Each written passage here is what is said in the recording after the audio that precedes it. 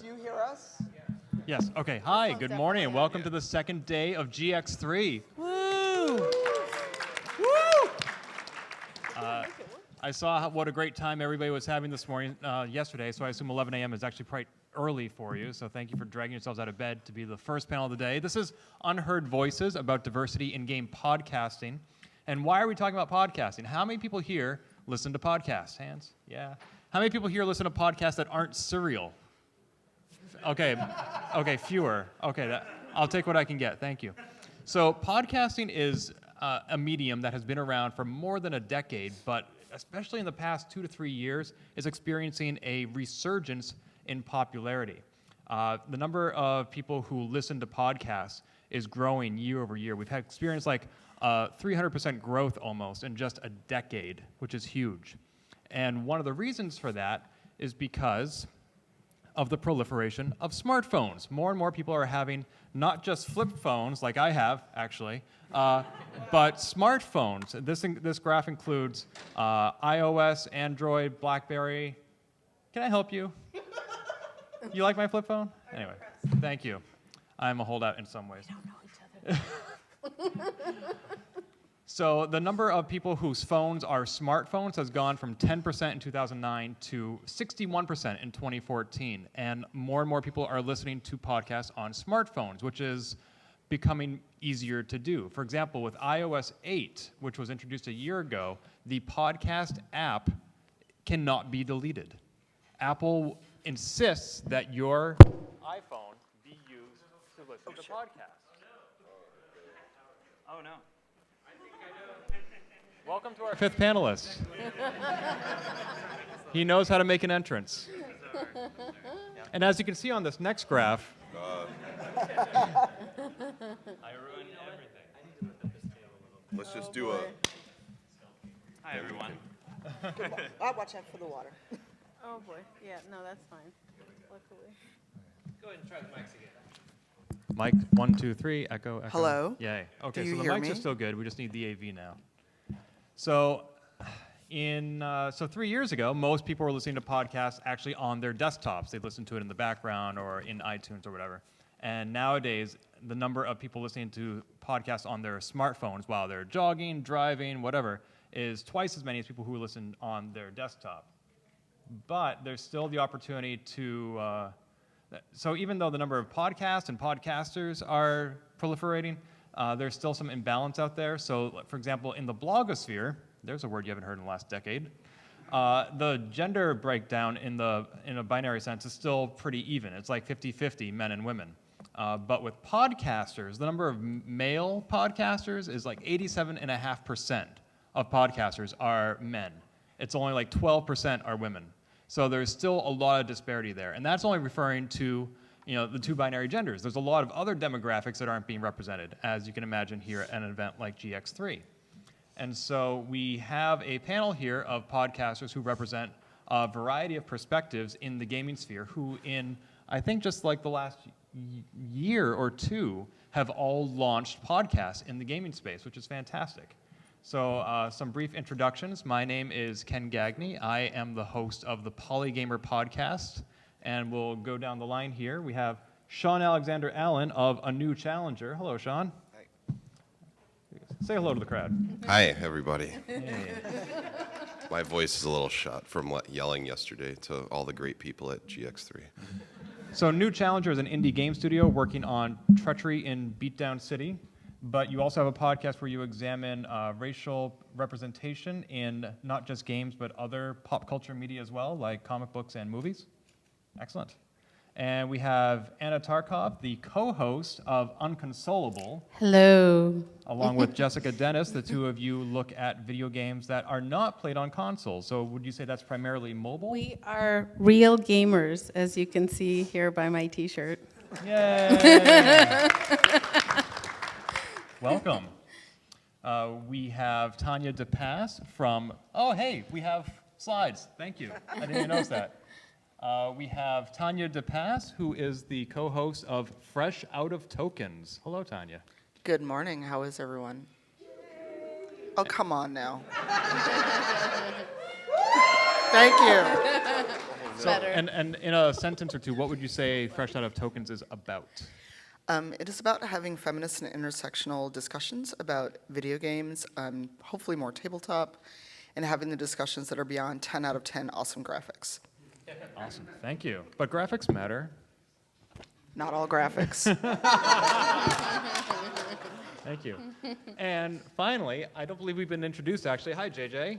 Hello. Nice to meet you. Nice to meet you. You are the co-host. Well, you're associated with Midboss, which are the creators of the game Read Only Memories, the documentary Gaming in Color, and an event you may have heard of called GX3.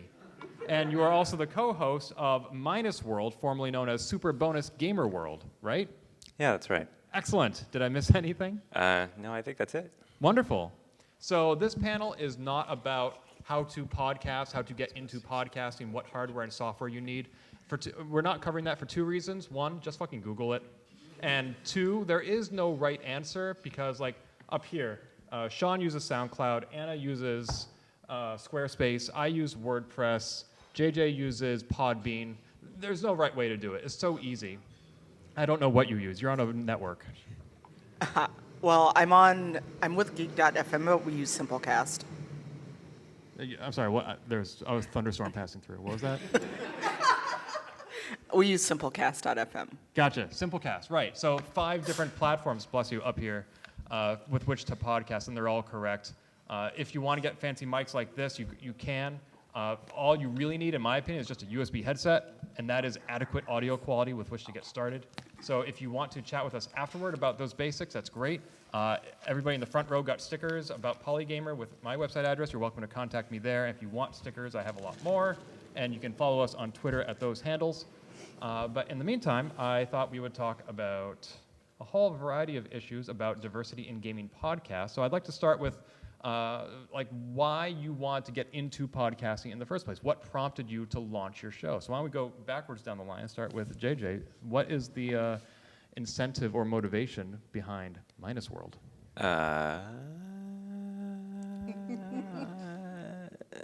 Well, we all like listening to podcasts. Matt likes listening to things like Smart Wrestling Fan. I enjoy listening to things like Sawbones and The Lights Went Out.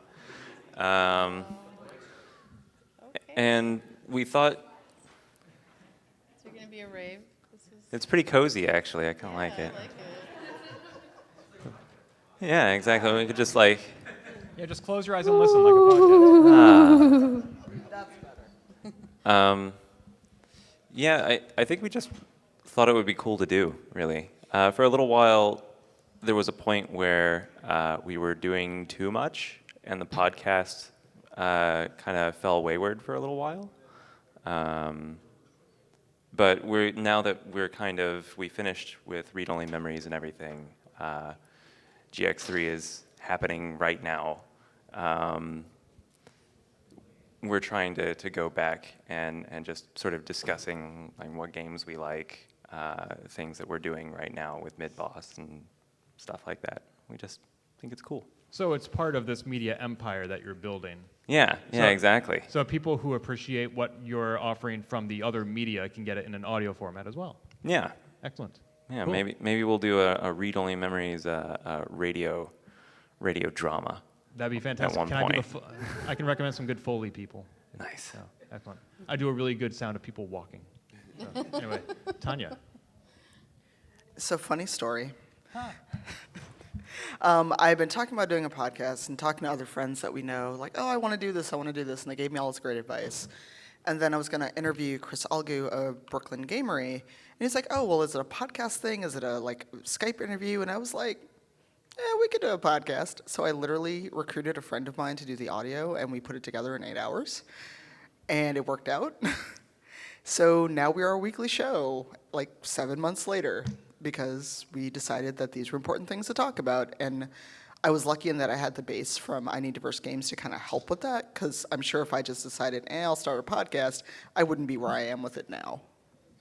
Weekly, that's a pretty ambitious publication schedule. We started bi-weekly. We made sure that, my co-host David and I made sure that we could handle a weekly workload, and we actually had kind of a horde of episodes because we recorded every week, even though we were publishing bi-weekly, because we figured, oh, things will come up, the holidays. If there's times that we can't record, we've got kind of episodes in the bag if something comes up, but then we decide to go weekly. Yeah, having a backlog of content it can be a lifesaver. Like, when I get home from GX3, I have nothing in the queue. Oh. Yeah, oh well. Maybe I'll meet some people here and interview them. Yes. So, Anna, why launch Unconsolable? Well, as you saw from our T-shirt, and if you were paying attention to Ken, we are now mostly, and have been for a while, a podcast about mobile games, the games that a lot of people don't consider real games, that are for, wasting a few minutes while you're waiting for the bus, which is totally cool. But basically, my co-host and I, our background in gaming is that we weren't really gamers growing up. We had family or friends that were, and they wouldn't let us play, or we thought it wasn't for us because we're girls and that's not what girls do, and we were intimidated by gaming, and so we didn't really participate. And then there came a time we were, my co-host and I actually met on this network called app.net, which was like, I don't know if anyone ever heard of it, but it's a lot of people thought of it as a paid Twitter in the beginning. Anyway, it was a really cool social network actually, where we got to know a lot of developers, a lot of people that make games, and we started beta testing some games for people that were working on mobile games, and they were really cool games, and we were just really surprised and amazed about all the amazing types of games that there are on mobile. Like, we just had no idea. I think I'd only ever played like Bejeweled or something like that, and I just had no clue. And once we started getting into it, we just realized that there was so much out there, there was so much variety, there were so many amazing games, and nobody was really talking about them, and also nobody was talking about games in general from a perspective like ours, somebody who wasn't, born with a controller in their hands and doesn't know how to dual stick and doesn't really play the really, hardcore games, although we have a different term for them. We call them shooty stabbies. We had a listener come up with that, and we adopted the term. And so we just thought that, our perspective is one that's not heard from very often. Not only the fact that we're women, but the fact that we're not, long-term dyed-in-the-wool gamers, and the fact that we come from a different perspective. So that's, we thought there wasn't a voice out there for that, so we decided to be that voice. Thank you. And Shawn, kind of like JJ, you have your own game development studio that you've decided to complement with an audio podcast. Can you talk about why you decided to do that? Yeah, so this is, I used to work at EB Games that became a GameStop, and I had a lot of, and I became a assistant manager, so I was there a lot, and I really started to get, disillusioned with kind of how bad a lot of the games I was selling. I just realized that I would start thinking about these things, and I would just keep going deeper and deeper and deeper into gameplay mechanics or whatever, and I got really tired of customers that were friends or whatever just returning things, being like, this sucks, and I'm like, no, can you actually explain the things that you don't like about the game? I actually had a friend who I wouldn't let trade it because he would trade in too many games, and it's like, I won't let you trade in this game unless you can actually articulate what you did not like about this game. Because I also just wanted people to, because I also just didn't design games or anything, and I was just interested in that. And then I started just having, people would just listen to me talking about stuff, and as I moved from there to Rockstar, I just started hating AAA games and trying to explain to people the problems that were in the industry and seeing everything, and then that kind of moved on to, I started developing games and started really thinking about them, started writing a lot of stuff, but it's hard, I think, to get, emotion out through that stuff. And I had people, the thing that really got me to do a actual podcast is people tell me, hey, you have a great radio voice. They've been telling me that for a very long time. And, but I also have amazing stage fright. And the thing that really I pushed it over was that I went out to Iron Galaxy in Chicago to work for a week just because my friend works there. And a guy who never met me before, who's an animator or something, he was just like, oh yeah, I would listen to a podcast that you would do. And I'm like, why? And then I was just like, well, what do I have to bring to the table? And I think my me being a brown person who has this brazenness of just being able to like shout in people's faces about how they're doing everything wrong, and people are like, oh, we're trying, and I'm like, I don't care. Like these companies that are just like these like, I don't know, UBM and all these AAA companies that have all this money are just like, oh, well, we got all this wrong this time, but we'll work to get it a little better next time. And I'm like, I really do not give a shit. So I don't know, like people are like, wow, like I never thought about things that way, and I just keep going deep, digging deeper. I mean, and I did the Indie Game Summit. I did a soapbox rant because I did this huge, like 20-page researched paper about talk about how Black and Latino cultures could be the next frontier of indie games, and people really like that too. So then I tried to submit it to GDC. They declined it. And then they gave me 6 minutes to talk, which was a bad idea because they gave me 6 minutes. They gave me 2 days to think about how much I hated that there were no brown people on the stage and there were no women on the stage, except at the last minute. So essentially, they gave women like 40 minutes to talk in the entire 2 days of the Indie Game Summit, and brown people like maybe like, I mean, I guess like Rami was up there. He's a person everyone knows. And he's like a guy that everyone will always have, but like nobody else that people don't know. So I was like, I need to get on stage and tell people about devs that they don't know, and talk about this establishment that's terrible. And somehow I didn't get booed off stage. So I was just like, somehow I've been able to figure out how to diplomatically and angrily talk about stuff at the same time, and people want to hear about it. And then they're like, oh, I never thought about it that way. Cool, thank you. As for me, I launched Polygamer because 2 years ago at PAX East, I moderated a panel on feminism in gaming with my friends Susan Arndt, Brianna Wu, Tifa Robles, and Dwayne DeFore. And I was shocked that it was standing room only. And I realized that those were 5 voices, but there were a lot more voices that needed to be heard. And we only had 1 hour at PAX, which is where a lot of people don't want to go. So how do I continue this conversation? I'd already been podcasting at that point for like 5 years. My background is in editorial and journalism. I have podcasted for Computer World magazine, and then on my own time, I launched podcasts, one about the Apple II computer and one about multiple sclerosis. But at the time that I did this panel, I actually was in between podcasts, and I'm like, oh, that's a natural way to continue the conversation. So since my background is in journalism, I wanted to do an interview-based podcast because I'm a straight, white, cisgendered guy, and one thing that more people like me need to do is shut the fuck up and listen.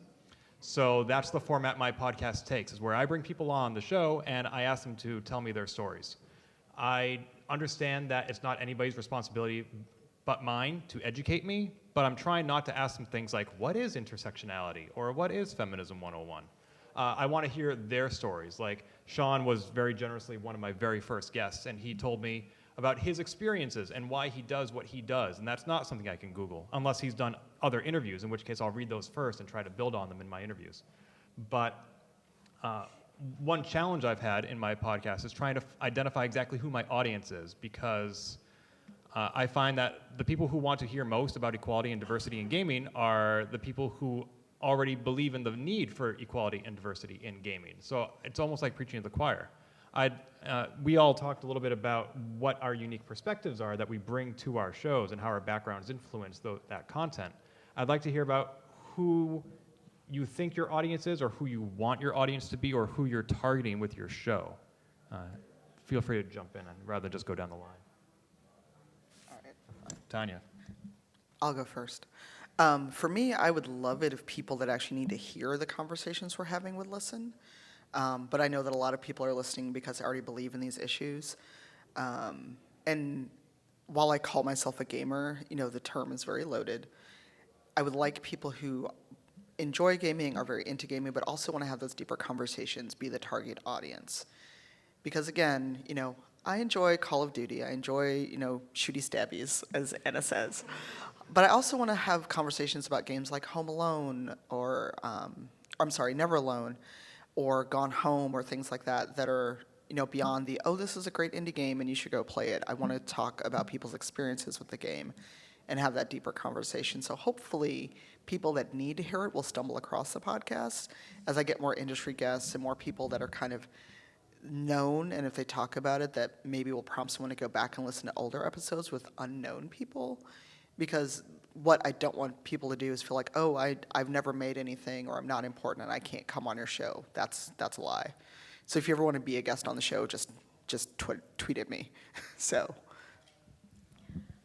I'll go next. As far as I see for Unconsolable, we have we have a bunch of different audiences we'd like to reach. Obviously, I mean, our ultimate pipe dream that I don't really know if will ever happen is that what we would like is for people to have a similar kind of awakening to one that we had. That even if you just play mostly mobile games, or once in a while maybe you play indie games too, or because we do play other stuff, usually not really involved things, but is to have that understanding that they're also gamers, or even if they don't have to call themselves gamers, but they're part of the gaming community whether they realize it or not, and that that this is something they can get into more deeply and become kind of more a part of the community, even if they just play games on their phone. It's not, I hate to say even if just, because they're games just like other games. They are real games, and we're real gamers. And but also I'd like for people to be our audience who already play games, and maybe probably like most of you guys who play the quote-unquote real games, and maybe once in a while you play mobile games, but you've only ever heard of Lara Croft Go or Fallout Shelter, because those are by the major giant studios, and you probably don't know about all the other really cool games, and you probably also don't know that not all free-to-play games are evil. There's a huge movement of ethical IAP now, where that's spreading. Like Crossy Road was kind of the major start of part of it, and it's continuing on with lots of other games. And because I hear this all the time from my friends who are like Tanya or other people, I'll recommend a ton of, so if you need mobile game recommendations, I'm your gal. I'll recommend things to people, and they always come back going wow, this was really amazing. I thought it was great. I loved it. So there's just so much out there. So we'd love it if more real gamers listen to us too, and then also developers. We actually are we've had a ton of amazing developers as guests on the show to kind of establish our legitimacy as a place for where somebody comes to talk to us about these things. We've had, Matt Hall, one of the developers of Crossy Road, has become our good friend actually, and other people.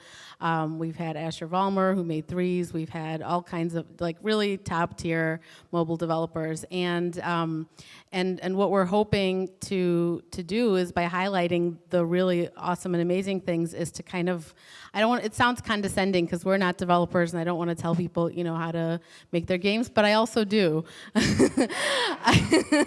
Is to show them that this is the really good stuff. This is the really amazing stuff. This is the stuff that does well. Let's look at why it's done well. Let's look at why it resonated with players, because what there's a lot of on mobile is there's a lot of people making games for mobile because it's a really accessible platform for a developer. It's really easy to make a game.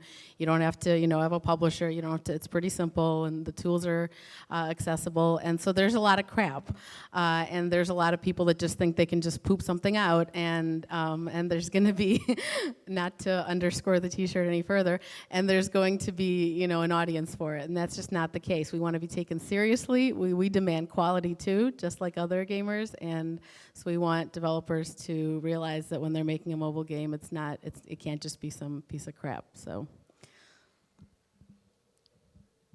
Anybody else want to jump in? I guess I'll. I despise the term gamer. I feel like it belittles people who like games because there's not filmers or you don't say man, you're a reader. I like game enthusiast or something. I don't know. Yeah, I play video games. Whatever. Sure, I watch movies. I watch sports. It's actually I'm still actually it's weird because I've done 4 episodes. People seem to like it. One of my friends who's a comic book artist and has a punk band and teaches kids art in school. He was like, man, I liked your episode because I talked about how Pixar pretty much only makes movies with white people in them, and how it's even the Incredibles, it's like Samuel L. Jackson's just the guy on the side, and it's just what? And he was just oh, I never thought about it that way, and I was oh, I didn't think he likes games, but he doesn't really play them that much anymore, and I was I didn't expect a guy who's so busy making comics and everything to come into that, but I was actually kind of hoping. I feel I guess it's just I want people who which is a lot of people, but it's like people who consume media, like who like music, who like comics, who like cartoons, who like movies, TV, and video games, to just think about how we can just, how all of these mediums are, you know, pretty valid. Like, I've been very influenced by comedians and poets and musicians that I've met over the last few years who are all kind of striving for various levels of success and have influenced me tremendously. And then also kind of feeding that back into game developers and saying like, hey, like, maybe you need to look at other mediums for like how to do things better, because games are still like kind of a joke in like our I don't know, our culture. Like for some, like comedy is at a point where it's passing games, and comics are always this like benchmark where games are like, where you're like, hey, why does that woman have gigantic breasts? And they're like, well, you know, we look at comics. And it's like, it's kind of weird that like comics are still this benchmark, even though they have like a lot of problems. Like nobody thinks, oh, hey, like all the people who made Black Panther were all white, and they thought of themselves as being super progressive, but then they made like Power Man, who was just a dude from the hood, who they couldn't even like look at Shaft and say, oh, Shaft came out a year before we made Power Man. No, we're gonna give him a yellow satin shirt and a tiara, because that's a great design for a black character. We're really gonna push him, like, and how, you know, 50 years later, like Luke Cage, yeah, he's getting a TV show, but he's still not an A-tier character, right? And how like it's like people just they defer to old mediums, but they don't think, oh, maybe people in those mediums were misinformed too. People just, because if we just keep kind of like eating our own shit, then you're just gonna keep shitting out that shit. And You can quote him on that. that's all we're gonna have. That's a Jay and Silent Bob Strikes Back quote, actually. Oh, very good. So, JJ, you have anything you want to add? Everybody's answers have been so thoughtful and nice, and I'm not exactly sure I can really do that about our podcast. So our podcast was a little weird in that like we were just getting into it, and I think we're still trying to figure out what we want to do with it. At first, we had just the typical sort of news section, and then we would interview somebody, either somebody involved in indie games, podcasters, things like that, and then we would all join in and watch a game show randomly selected on YouTube from like either the late 80s through the early 90s or so, and we would all place bets on who would win certain rounds in the game show and just make commentary on it. Then we found out that maybe that's not too fun for people that are listening to the podcast and don't want to follow along on a YouTube video that we just kind of randomly selected. So then we went on to trivia, and now we sort of did a reboot of our podcast just recently before the PlayStation experience. And the first episode was honestly kind of a mess because we were too busy setting up things. We just arrived at the hotel for PlayStation experience, and we decided, okay, yeah, we'll do the podcast now, I guess. But I think what we're going to start doing here pretty soon is we want to start bringing in more indie game people to interview, more podcasters, people doing just really cool stuff, either in the industry or outside of the industry, and just speaking with them, maybe continuing to go on weird tangents. Like at one point we had AVB on our podcast, and we went into some weird tangent about Air Bud for like about 30 minutes. So maybe things like that. So if people want to listen to a bunch of goobers on a podcast talking about weird things, including games, game shows, Air Bud, and the many sequels that it had, that's what we're doing. So this is something you just got into, JJ, which is a challenge I face with my podcast. You know, equality and diversity in gaming is of the utmost importance, and nothing has made that clearer than the past year. Equality and diversity in gaming, however, isn't always fun. You know, like, it's not exactly what we got into this hobby for.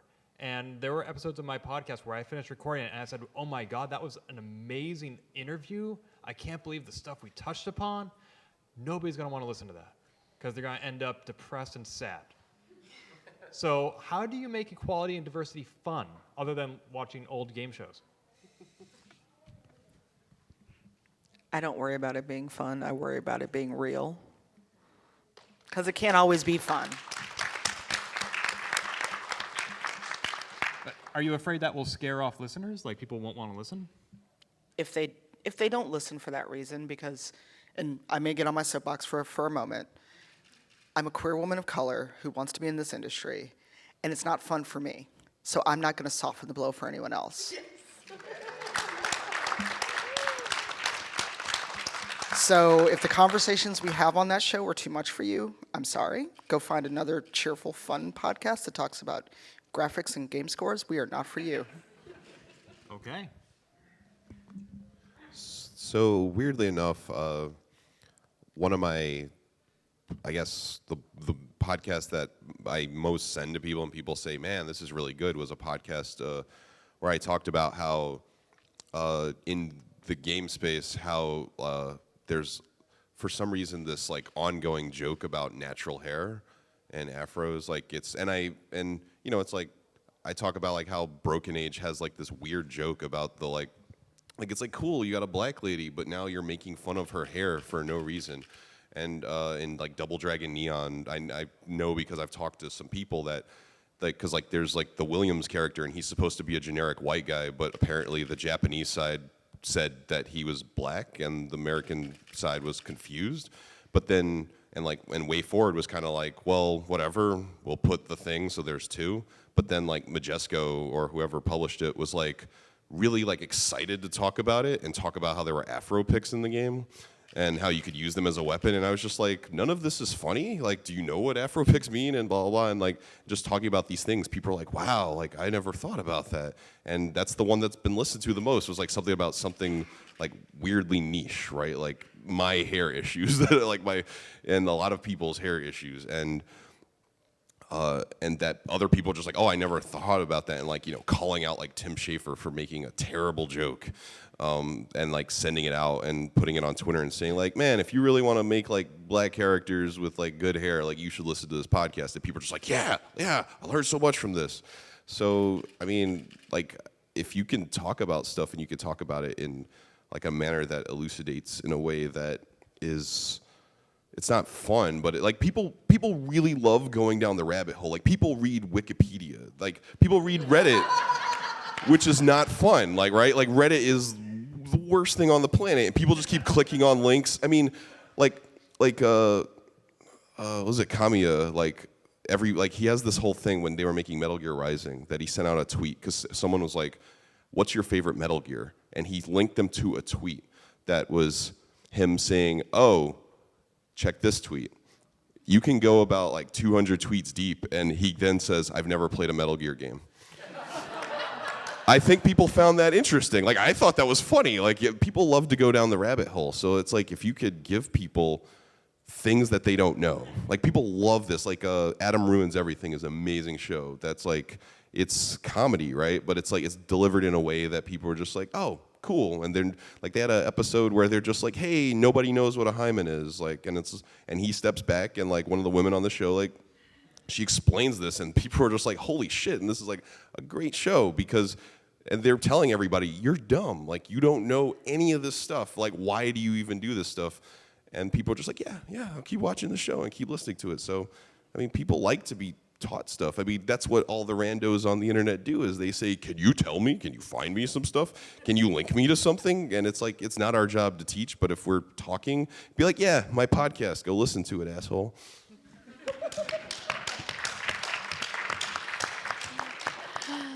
So our approach is a little different.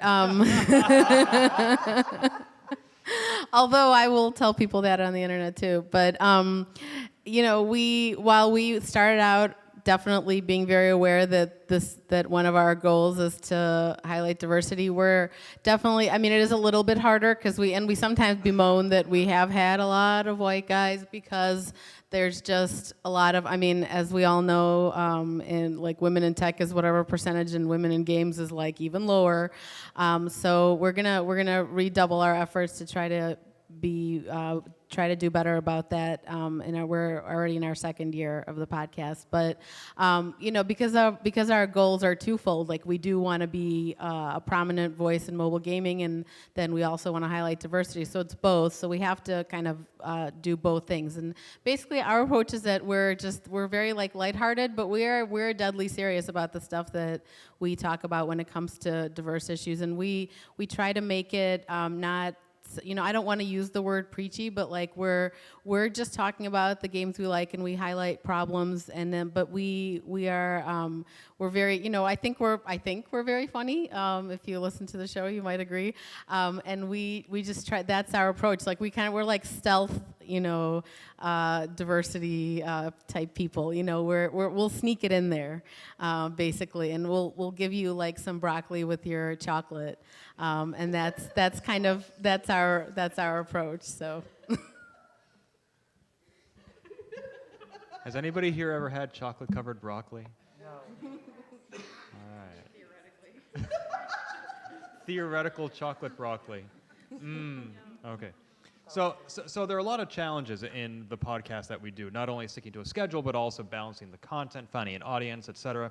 I'd like to know what has been the most surprising or most challenging experience you've had with podcasting. What has surprised you the most about this medium and having a show that airs every week, every other week?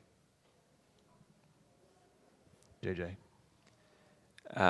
There's a lot of work that goes into making a podcast.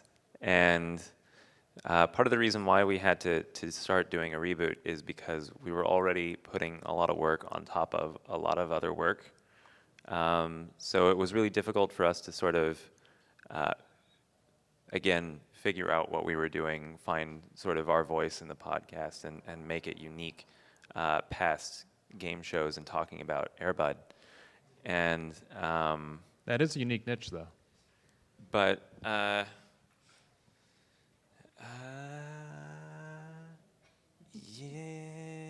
I'm drawing a blank, kind of.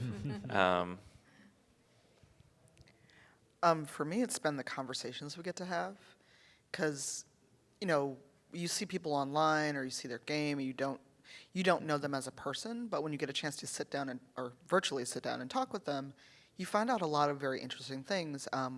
We actually had David Gator on our show, and he talked about the process of creating Dorian Pavis, and it was very interesting, and it was a very open conversation. Like, we talked for almost 2.5 hours, and if you listen to the episode, we didn't really cut a lot.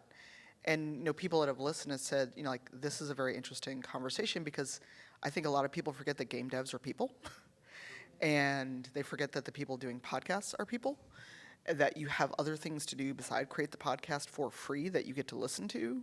So it's the amount of work that goes into it, but also just the conversations, because, ordinarily, when would I get the chance to have that conversation with someone like David Gator or Brianna Wu, because we don't run in those circles, but we had that opportunity, and it was just amazing conversation. For me, I will also just co-sign on the amount of work, and I don't even do the editing. That actually takes a ton of work. It's we tried it really hard to stick to doing a 1-hour show.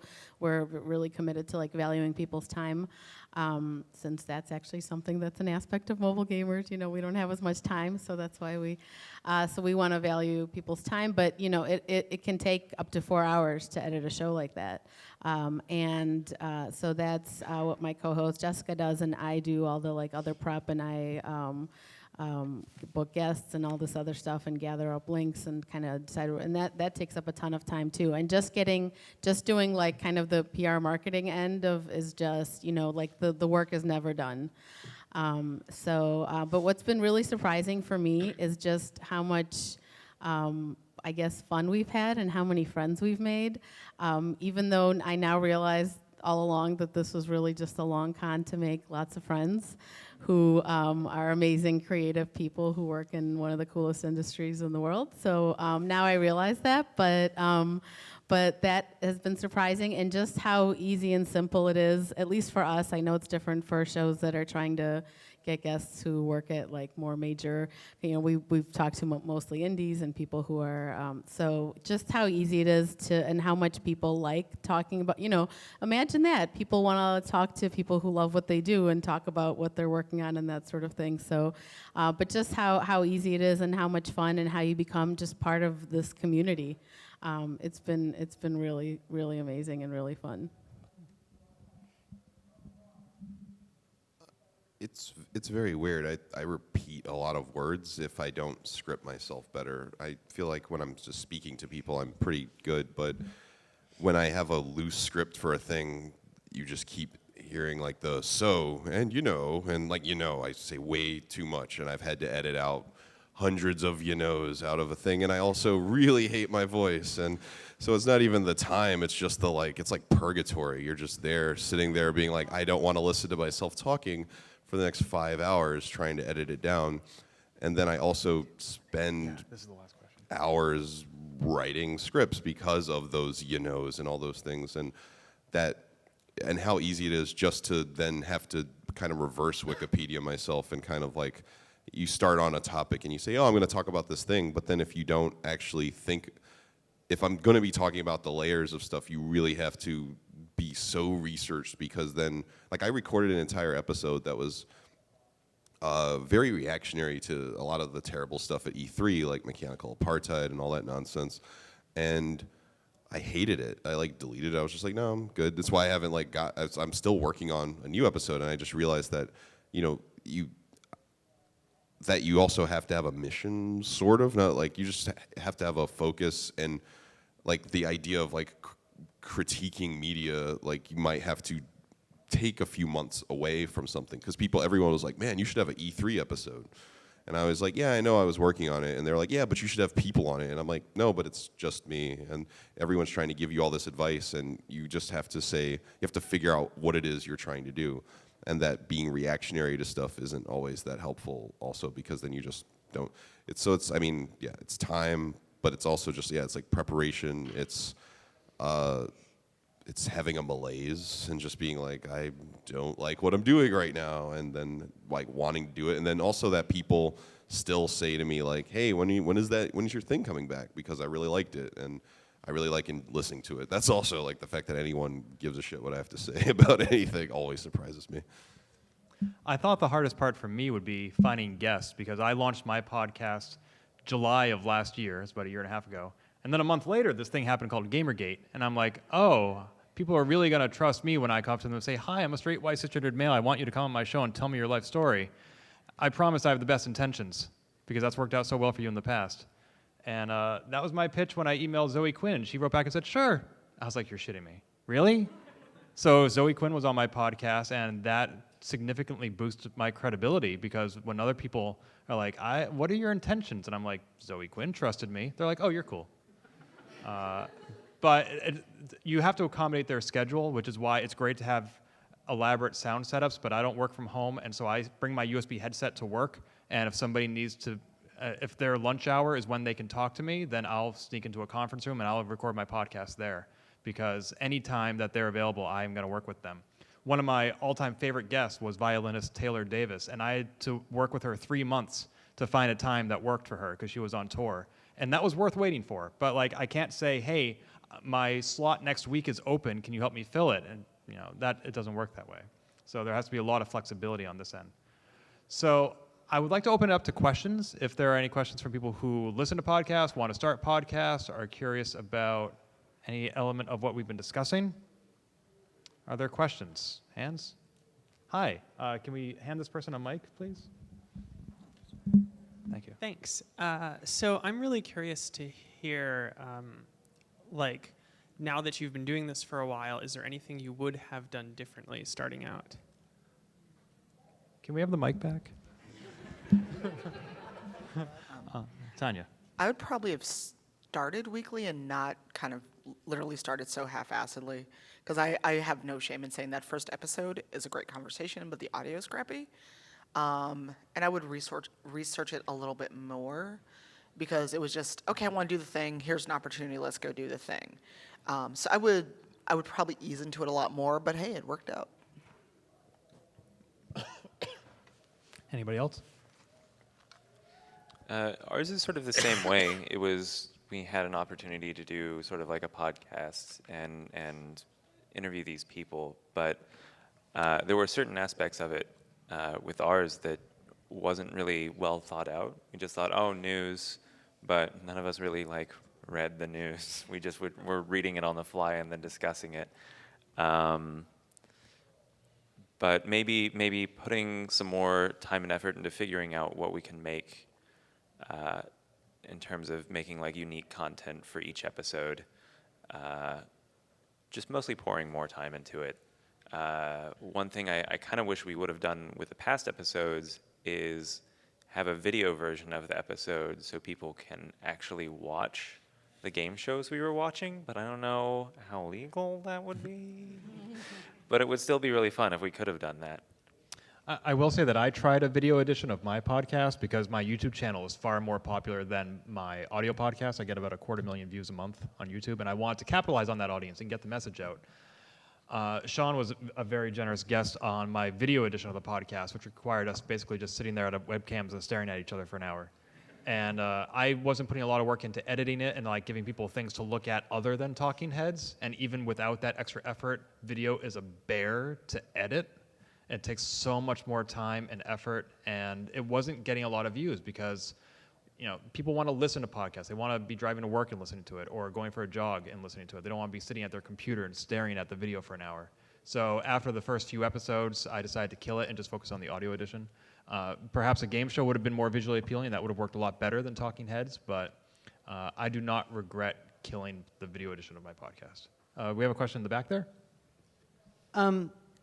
So I heard the whole preaching to the choir thing, and I quite frequently hear within the context of that you shouldn't talk in echo chambers, or at least you should endeavor to talk outside of them. But I really think that it deserves a critical consideration as to why you shouldn't, because I've read a number of studies that say that preaching to the choir is actually a lot more effective than going and trying to like convert Trump supporters. They're not going to listen. There's this adage that goes that arguing with Christians about religion is a bit like arguing with pigeons, or rather playing chess with pigeons, that they're going to shit on the board and fly home and call coop. So I'd like to hear why it is that you guys think that you shouldn't be preaching to the choir.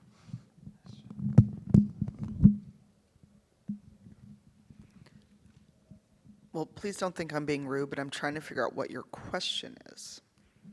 So are you saying that like we should be preaching to the choir more? I suppose I would summarize it as, why waste time on converting regressives? I wouldn't do this if I thought it was a waste of time, and while it's a bonus for that to happen, it is not the ultimate goal of what I'm doing, if that makes sense. Because I deal with a lot of stupid people on Twitter. Just this morning, I had someone arguing with me about something here at the convention. I don't think it's a waste of time, because when you go, at least for me, when you set out with that goal of, I'm going to go convert people, that is the fastest way to turn them off of what you're doing. If there's something that they hear, something that catches their attention, maybe they happen to catch the podcast with one AAA dev, and it's like, oh, I like this person. Then they hear it, and it makes them think. That's the best kind of thing, because you're not actively going out to convert people. Because, I mean, if someone's not going to change their mind, they're not going to change their mind no matter what they do. But the people that are engaged and want to have these conversations, they're going to appreciate the work that you're doing. If I can change one person's mind, that is fabulous. I've done a great thing that day, but that is not the end goal of having this show. Yeah, I mean, I think my thing is more just about education in general, and you know, you'll catch people. Also, I mean, for me personally, I have spent not like I don't spend time necessarily trying to change the minds of like people who are super far out there, but I just try to talk to a lot of people from a lot of different mediums. And when I talk about games on the same thing as comics and like hip hop or something, you'll catch a lot of different people who are like, oh, I didn't know about this one thing and I didn't really pay attention to that. But then when you started talking about that one thing, like it really resonated with me. But also, I mean, that's kind of like saying, that's like saying, why go march down a bridge if the cops are all going to beat you? And it's like you have to do that because that's how you get things changed. Like it's never enjoyable, but it's like working, like not working to change people's minds doesn't actually make any sense because like, or else we wouldn't have any progress. Like I don't know. In our case, since we're like a little bit different still always from these other shows, and we see it as our kind of mission to, in many cases, probably be introducing people to these issues for the first time. If a lot of our audience probably maybe doesn't think about these issues that much, or if they do, they're not really, hold deeply into like the activism scene or anything like that. So we see it as that we're not necessarily even preaching to the choir. We're maybe like, just letting them know that these issues exist, and so I hope that we're in a unique position to do that sometimes and to get people thinking along these lines even. So. Well, we are out of time. We would love to take more questions. You're welcome to do so on Twitter if you're interested in following any of us. Again, we are Shawn Alexander Allen of A New Challenger, Anna Tarkov of Unconsolable, Ken Gagne of Polygamer, Tanya DePass of Fresh Out of Tokens, and JJ of Minus World. Thank you all for coming.